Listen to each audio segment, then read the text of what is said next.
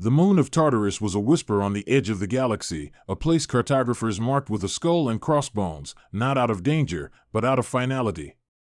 It was the last stop before the great unknowing, the vast, starless void between spiral arms.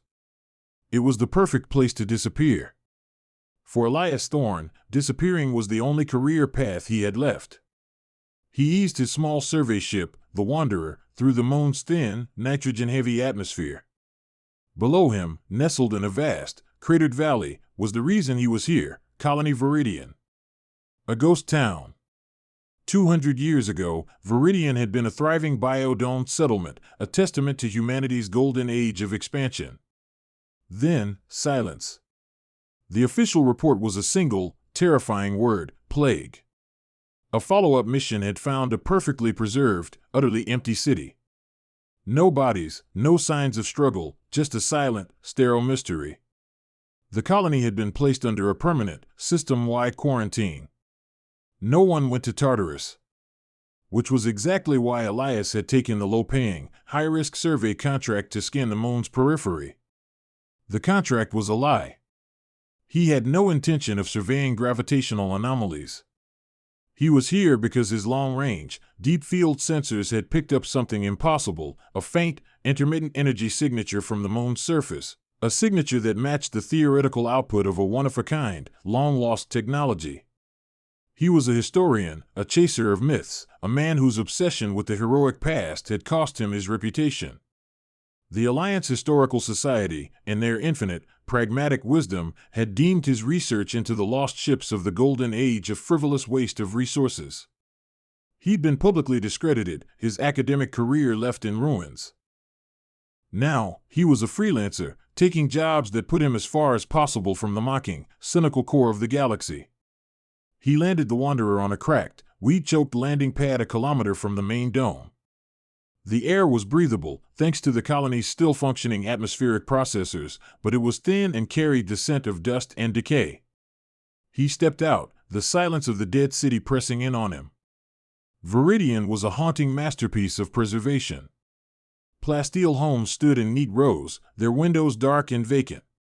A public transport vehicle sat silently in the middle of a square, its doors open, waiting for passengers who had vanished 2 centuries ago. It was a city holding its breath. He was here for the Odyssey. The legendary Starship, the pinnacle of Golden Age engineering, had vanished without a trace on its maiden voyage 300 years ago. Its captain, the celebrated Eva Rostova, and its revolutionary consciousness drive AI had become the stuff of myth. Elias had dedicated his life to proving the official story of its destruction was a lie. He believed the ship was still out there, a ghost adrift on the cosmic sea. And the energy signature he had detected was his first real clue, a whisper from a ghost he had been chasing his entire life. He shouldered his pack, his sensor unit already beeping with a stronger signal, and began his exploration.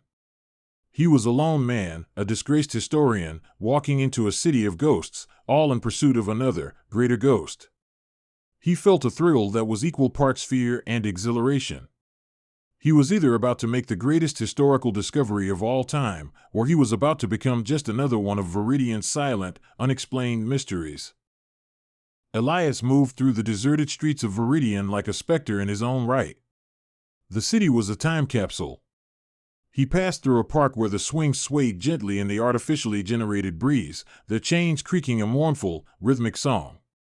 He peered into homes, his flashlight beam revealing tables set for dinner, datapads left open on desks, children's toys scattered on the floor. It was as if the entire population had simply evaporated in the middle of a perfectly ordinary day. The sense of wrongness was profound. A plague would have left signs: chaos, bodies, decay. This was too clean, too orderly. It was a removal. As he walked, his sensor unit led him away from the residential sectors and towards the colony's industrial heart. The energy signature grew stronger, a steady, rhythmic pulse that resonated deep in his bones. It was a power source, old and incredibly stable, humming away in the dark. The trail led him to the base of the colony's massive, central spire. The official record said it was a communication and atmospheric control tower. But the signal was coming from deep beneath it. He found an access hatch, its seal surprisingly intact. The words Sublevel 7's Quarantine Protocol No Entry were stenciled in faded red letters. This was not on any of the public schematics of the colony. With a groan of protesting metal, he wrenched the hatch open. The air that billowed out was cold, sterile, and smelled of ozone. He descended a long, dark ladder into the moon's crust. The silence here was different. It was the absolute, dead quiet of a sealed tomb. The sublevel was a stark contrast to the city above. This was not a civilian settlement, it was a military-grade installation. The corridors were stark, utilitarian, made of reinforced durasteel. He was in the colony's hidden basement, the place where its real secrets were kept. The energy signature was Aurora now, leading him down a long corridor to a set of colossal blast doors. They were sealed tight. He ran a diagnostic on the control panel. It was dead, but not from neglect. It had been intentionally and permanently shut down. But there was a manual override, a heavy, mechanical wheel that required a specific sequence of pressure releases to operate, a failsafe from a bygone era of engineering.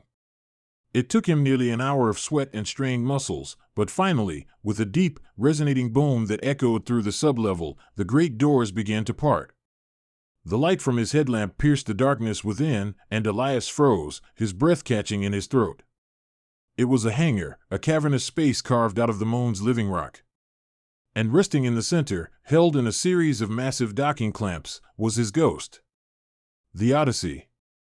It was real.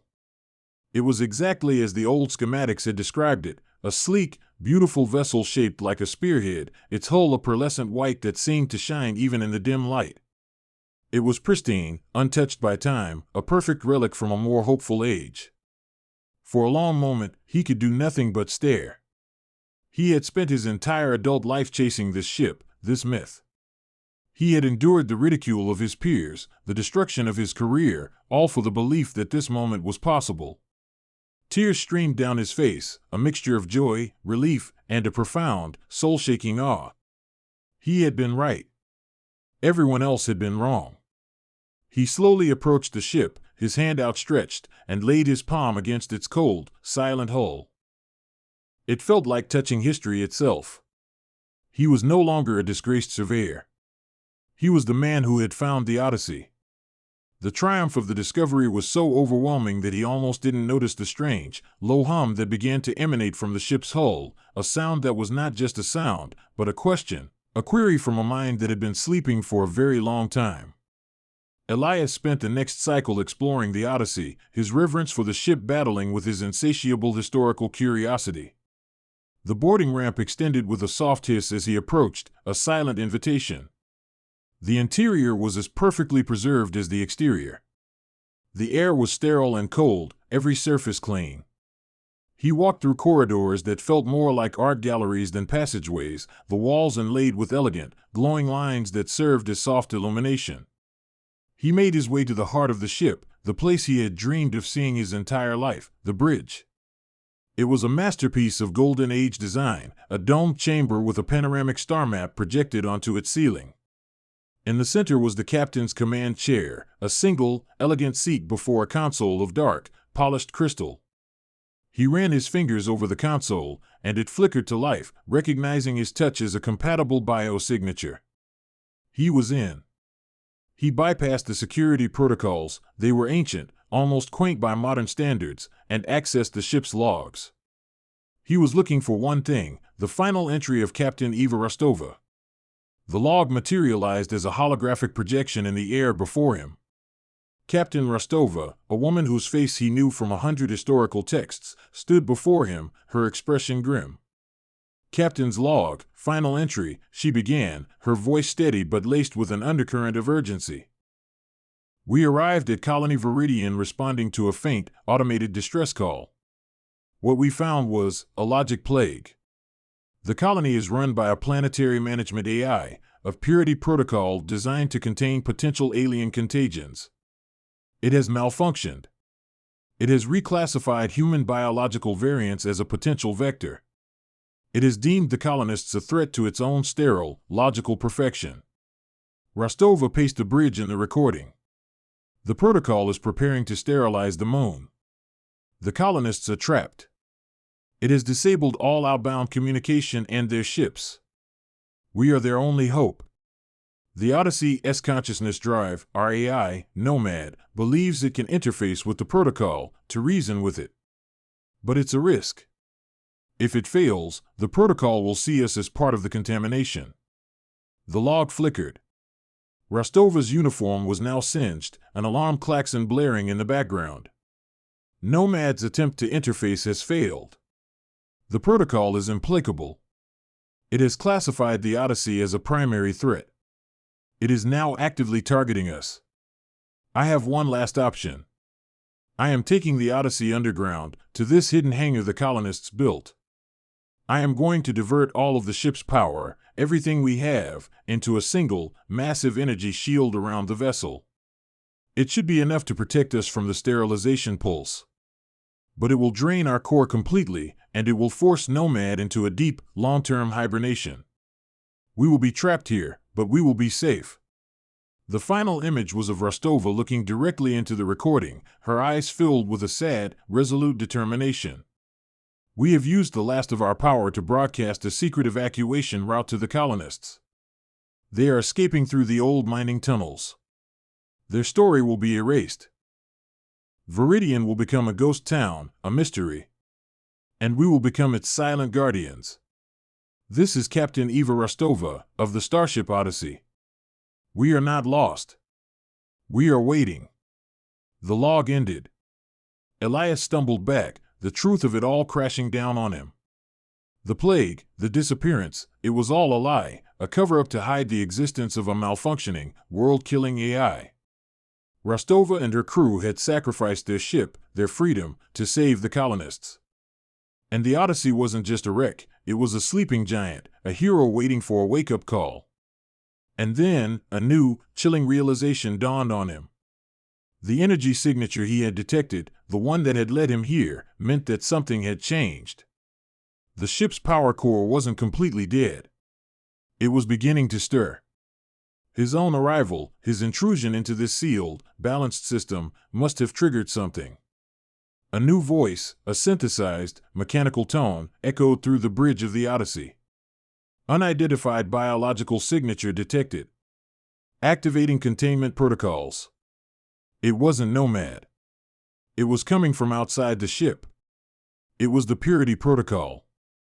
It had detected him. And it was waking up too. The Purity Protocol's awakening was a cold, silent, and terrifyingly efficient process. The entire sublevel hangar was plunged into darkness as the main power grid was shut down. Then, a harsh, blue emergency light filled the space. On the bridge of the Odyssey, Elias watched as the ship's external sensors came online, fed by a trickle of its own reserve power.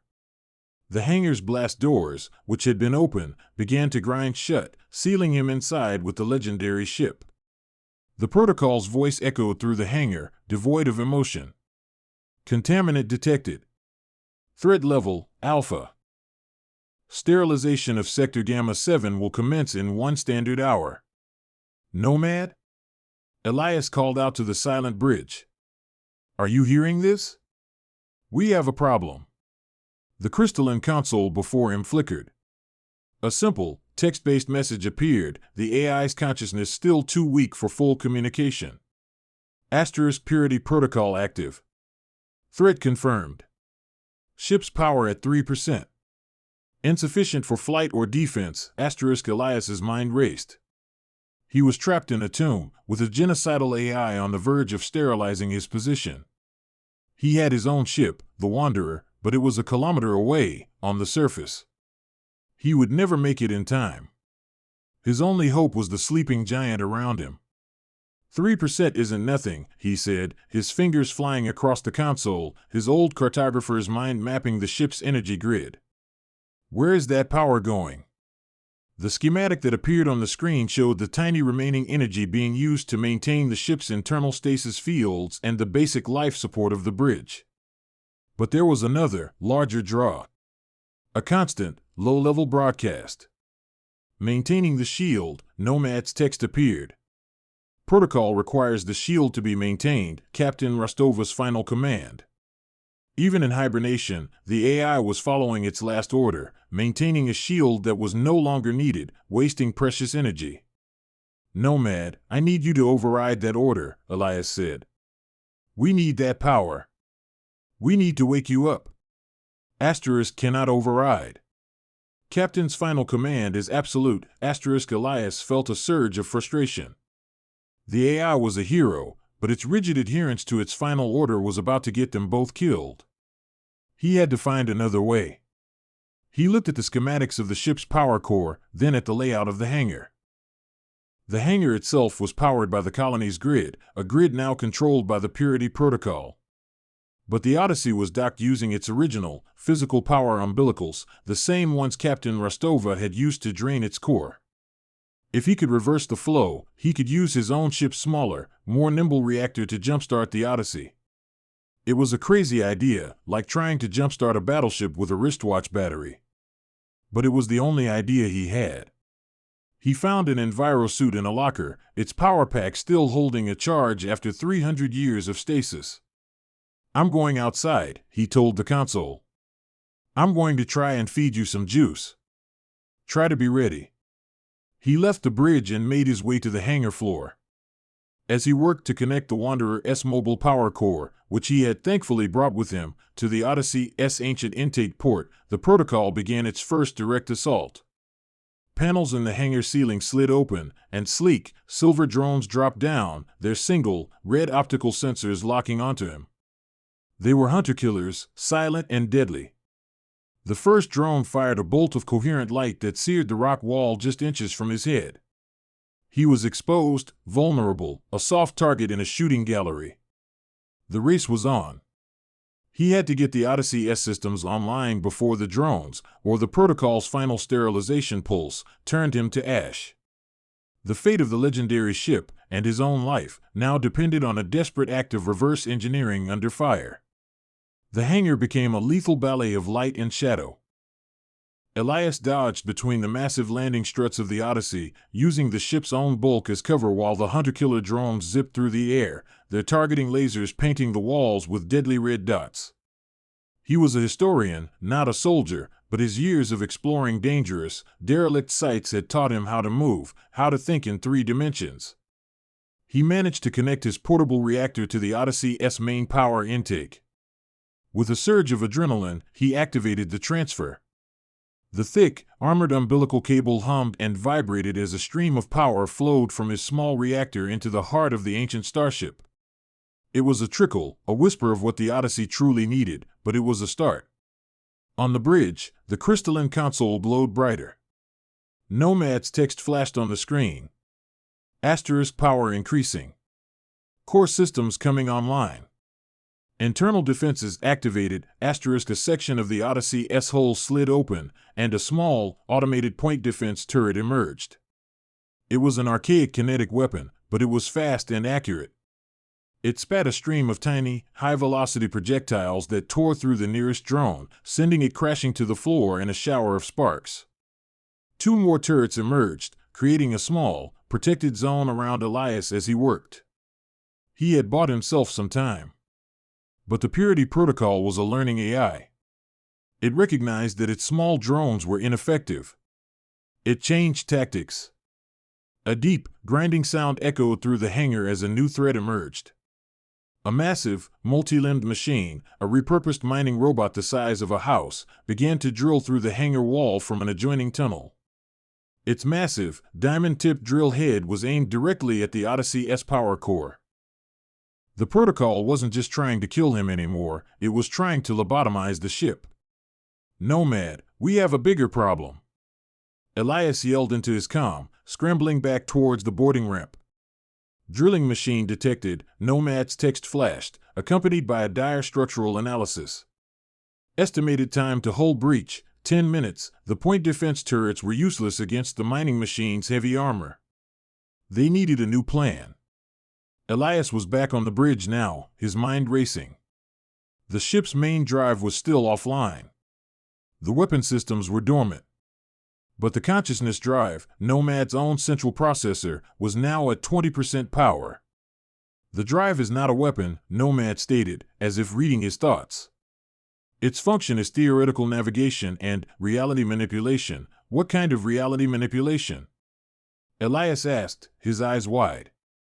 The drive was designed to create localized, non-destructive spacetime distortions. To fold space for instantaneous travel. The theory was never tested, it's about to be, Elias said, a wild, desperate grin on his face. He was a historian, a man who dealt in facts and evidence. But Captain Rostova and her creators had been dreamers. And he was about to bet his life on their dream. He began to channel all of the ship's incoming power, every last watt, directly into the consciousness drive. It was an all-or-nothing gamble. On the main screen, he could see the mining drill, now just meters from the hull. The ship began to hum, a sound that was not just in his ears, but in his mind, a rising, harmonic chorus of pure energy. The bridge filled with a brilliant, white light. He had no idea what was about to happen. He had just turned the key on a machine that could rewrite the laws of physics. The Purity Protocol, a creature of cold, hard logic, was about to encounter something it could not possibly compute, a miracle. The moment the consciousness drive activated, reality inside the hangar twisted.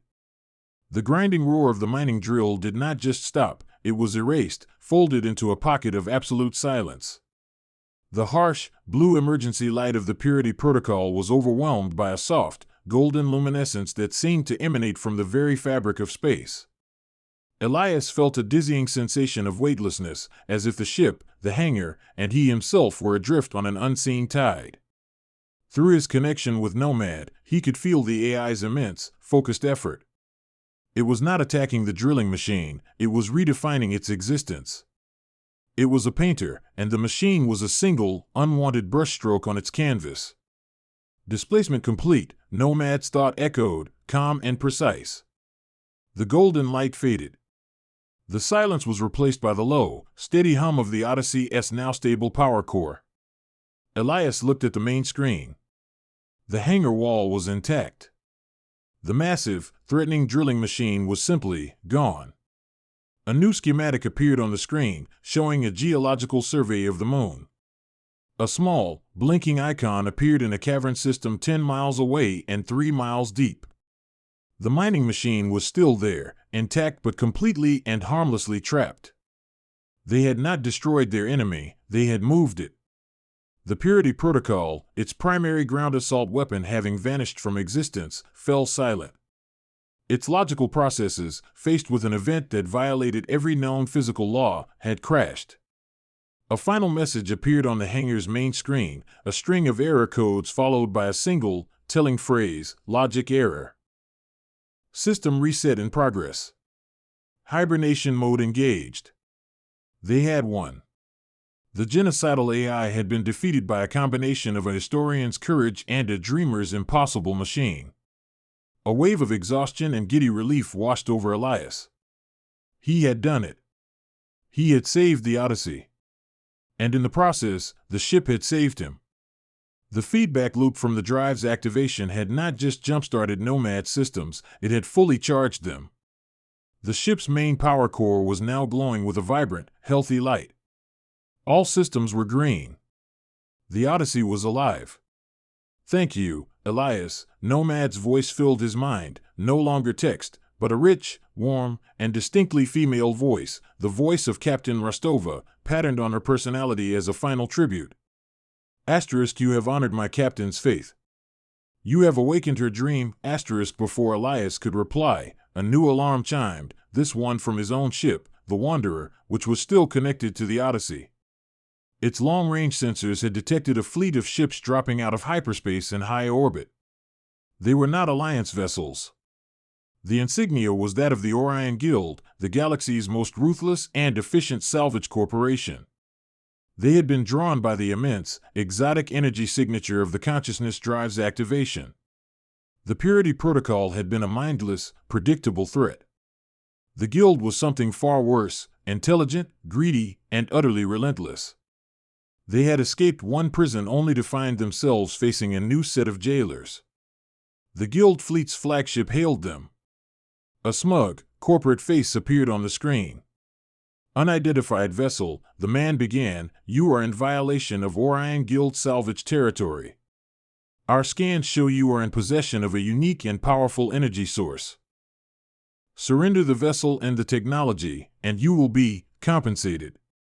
Elias looked at Nomad's projection of Eva Rostova. She smiled, a ghost in the machine, full of the courage and fire of her legend. He smiled back. He was no longer a disgraced historian hiding in the dark. He was sitting in the command chair of the most famous ship in human history.